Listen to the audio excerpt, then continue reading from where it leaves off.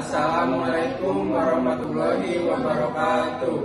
Kami dari kelompok 3 akan mempresentasikan materi yaitu frasa dan klausa. Nah, sebelum kita lanjut ke materi, kita ingin memperkenalkan diri masing-masing.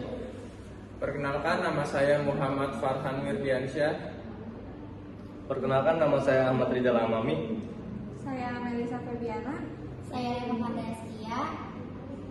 Nah, sebelum kita lanjut ke materinya, teman-teman ada yang udah tahu belum apa itu frasa dan klausa? Jika belum, mari simak video presentasi dari kami.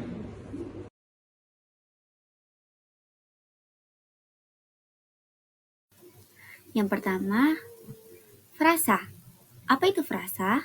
Frasa adalah gabungan dua kata atau lebih yang bersifat non-predikatif, atau gabungan lebih dari satu kata yang mana masing-masing kata tersebut tidak boleh memiliki lebih dari satu fungsi, berupa subjek, predikat, objek, maupun keterangan.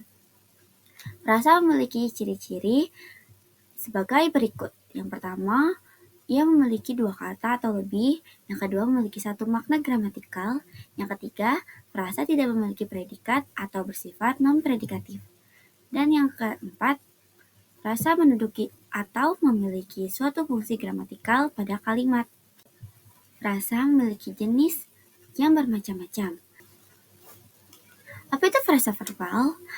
Frasa verbal adalah kata kerja yang fungsinya menggantungkan. Contohnya, sedang mandi, sedang makan, dan lain sebagainya. Frasa adjektifal adalah frasa yang berkaitan dengan kata sifat.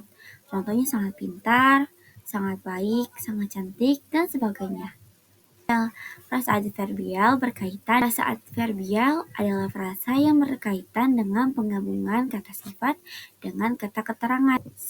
Contohnya besok lusa. Yang keempat ada frasa nominal. Frasa nominal adalah frasa yang difungsikan sebagai pengganti dari kata benda. Contohnya buku merah. Yang kelima ada frasa pronominal.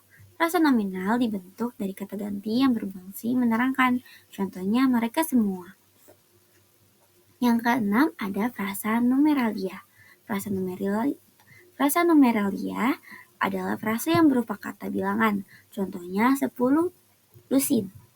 Yang ketujuh ada frasa demonstratif koordinatif. Frasa demonstratif koordinatif adalah frasa yang menggabungkan kata yang menunjukkan suatu pilihan. Contoh di sana atau di sini. Yang kedelapan ada frasa interrogativa koordinatif. Frasa interrogativa koordinatif adalah frasa yang digunakan untuk menanyakan lebih dari satu hal. Contohnya nasi atau mie. Dan terakhir ada frasa preposisional. Frasa preposisional adalah frasa yang dibentuk dengan menggabungkan kata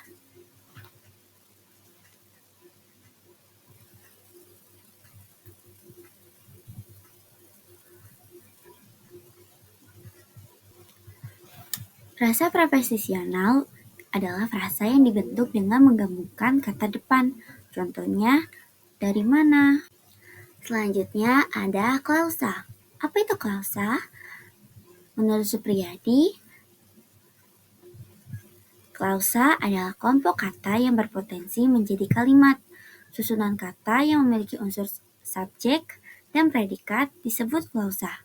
Unsur inti dari klausa adalah subjek dan predikat, tetapi penanda klausa adalah predikat. Dalam kalimat majemuk, setiap klausa mempunyai kedudukan yang sama. Kalimat majemuk bertingkat atau subordinatif dibangun dengan klausa yang berfungsi menerangkan klausa lainnya. Gabungan kalimat majemuk setara dan bertingkat terdiri dari 3 klausa atau lebih.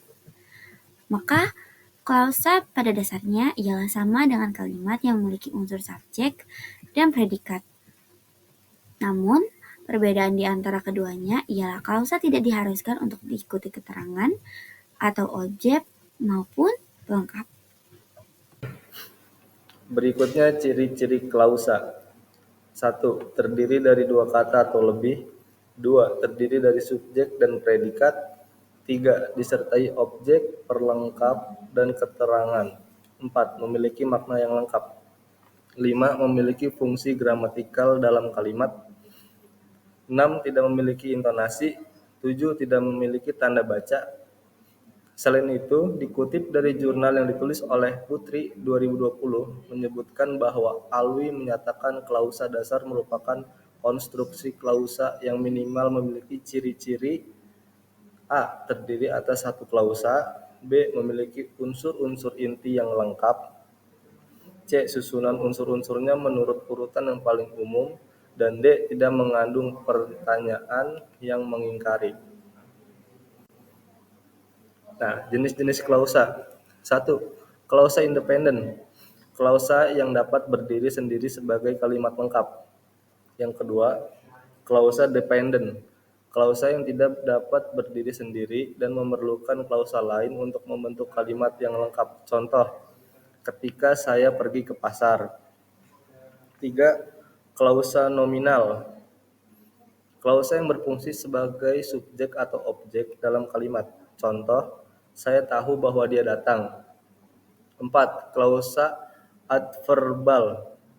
Klausa yang berfungsi sebagai keterangan, biasanya menjelaskan waktu, tempat, sebab, atau cara. Contoh, dia berlari cepat karena dia terlambat.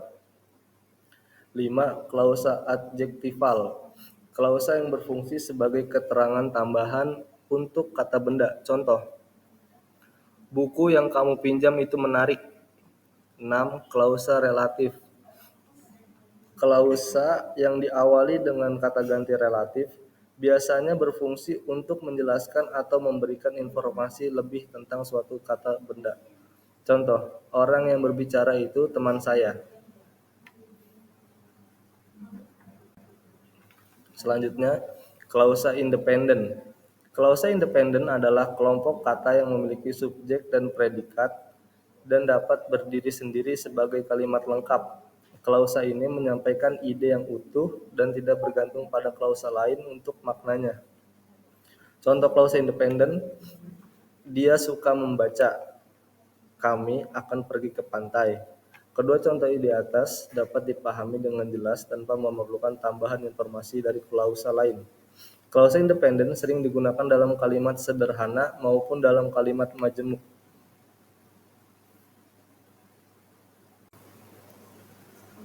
Klausa dependen. Klausa dependen adalah kelompok kata yang memiliki subjek dan predikat, tetapi tidak dapat berdiri sebagai kalimat pelengkap.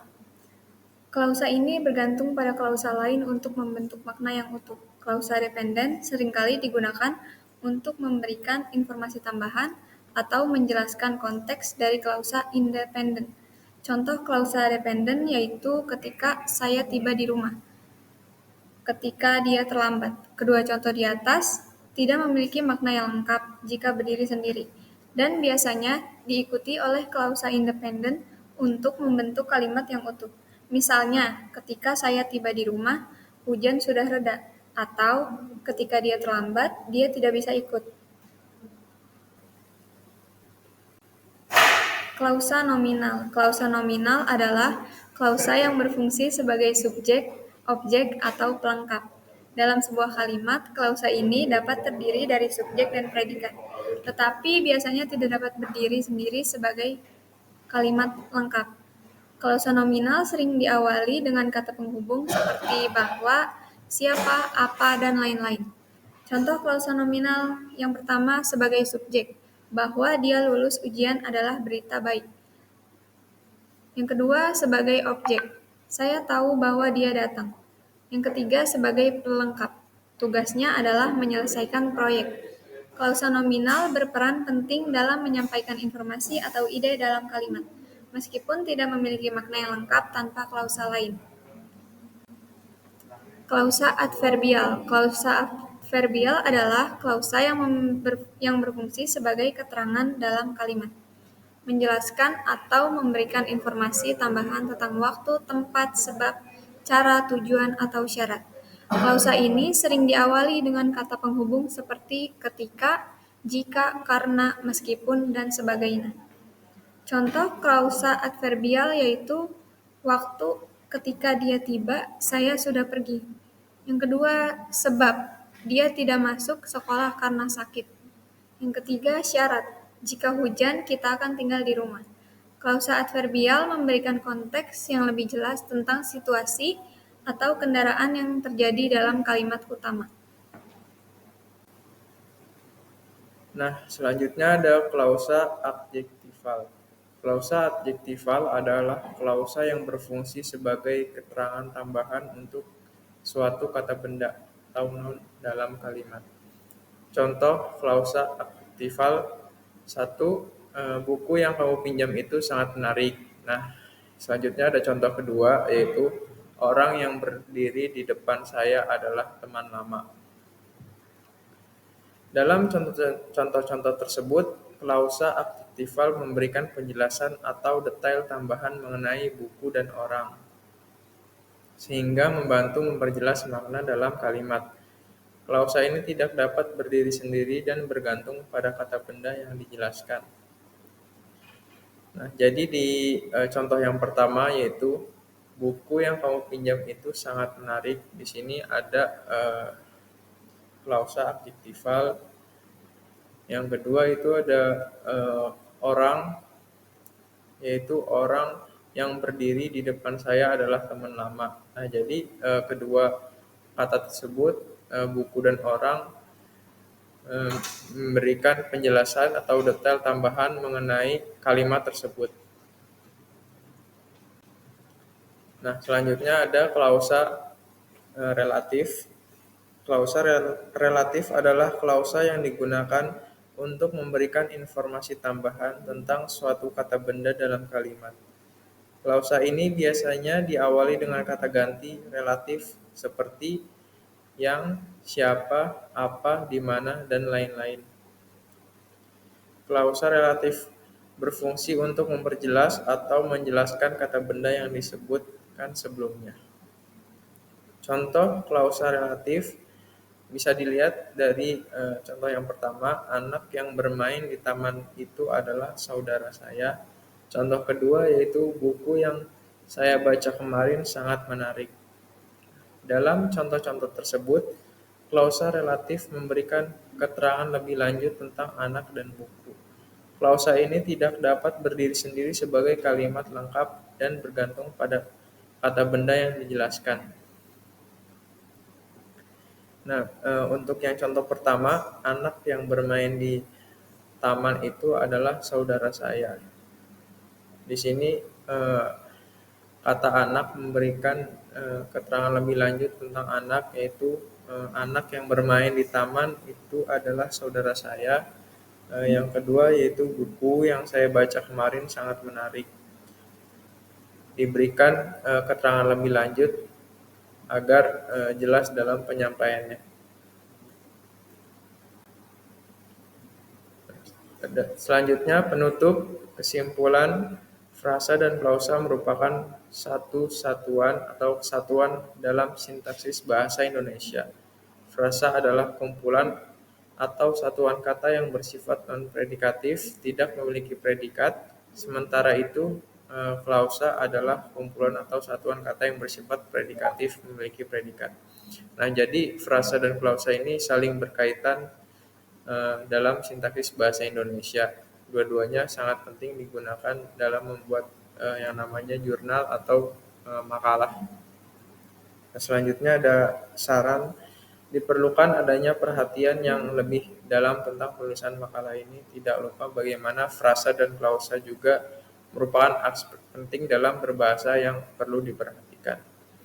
Nah, jadi frasa dan klausa ini sangat penting digunakan di acara-acara formal ya, agar penyampaiannya tersampaikan dengan baik dan penerimanya pun dapat pesan yang jelas dari si pembicaranya. Nah, mungkin itu saja presentasi kelompok dari kelompok 3. Mungkin kurang lebihnya mohon maaf. Ada yang perlu ditanyakan bisa di kolom komentar.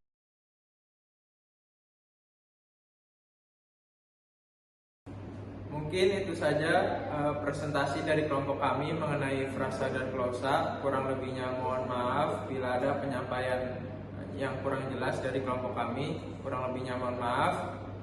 Wassalamualaikum warahmatullahi wabarakatuh.